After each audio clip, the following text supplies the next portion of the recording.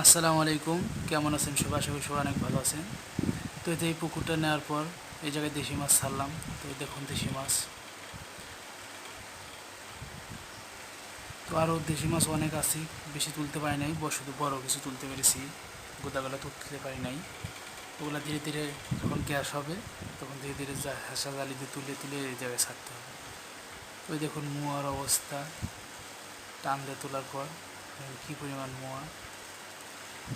তো এই সাইডে এই জায়গায় 500 পাঙ্গাস চেঞ্জ করে দিলাম।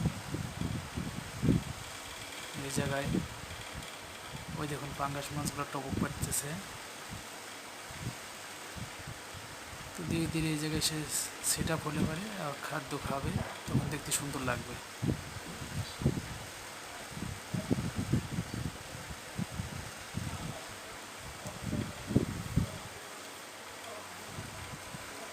দেখুন ছোট ছোট পাকা নিলাম, কিছু করার নাই, খাদ্য নষ্ট করা যাবে না, সেই জন্য যা করার তাই করতে হবে।